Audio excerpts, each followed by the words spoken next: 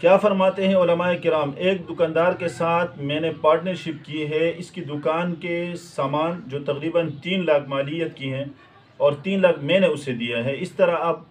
دونوں مل کر کاروبار ہم نے چلانا شروع کیا، کیا یہ درست ہے؟ اگر درست نہیں ہے تو درست طریقہ آپ بتائیے۔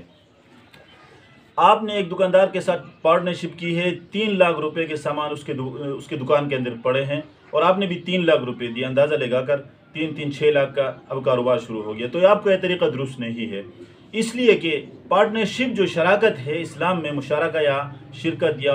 شراکت جو بھی آپ لفظ بولے، اس کے لیے کچھ شرائط ہیں، ان کو ملحوظ رکھنا ضروری ہوتا ہے۔ تو یہاں پہلی بات یہ ہے کہ جب شراکت 2 بندے کرے تو ان کا سرمایہ نقد ہونا چاہیے اور معلوم ہونا چاہیے،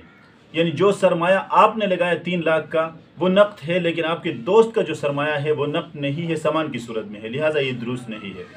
اور دوسری بات، آپ نے کہا صحیح طریقہ کیا بتائیے، تو صحیح طریقے میں ان شرائط کو ملحوظ رکھ کے دوبارہ شرکت کریں کہ پہلا یہ ہے کہ جیسے میں نے بتایا کہ سرمایہ دونوں کا نقد کی صورت میں ہونا چاہیے اور معلوم ہونا چاہیے، اور دوسری بات یہ ہے کہ جو منافع آپ آپس میں رکھیں گے اس منافع کا جو ہے اس کو لچکدار ہونا چاہیے، یعنی وہ فکسڈ نہ ہو کہ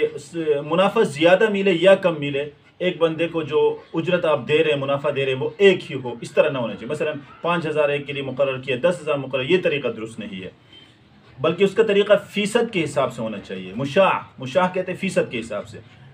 10% آپ کا ہے اور باقی اس کا ہے، یا 40% آپ کا ہے، 60 اس کا ہے، 50% آپ کا ہے، 50 اس کا ہے، 2 بندوں میں اس طرح منافع تقسیم ہو۔ تیسری بات یہ ہے کہ جو نقصان ہوگا وہ آپ دونوں کے سرمایہ کے حساب سے آپ بھریں گے، نقصان ایک کے اوپر ڈالنا، اس کی شرط لگانا یہ بھی درست نہیں ہے۔ بہرحال ان شرائط کو سامنے رکھ کر آپ اس میں شرکت کا کاروبار کر سکتے ہیں، اور جو طریقہ آپ نے کیا ہے یہ درست نہیں ہے۔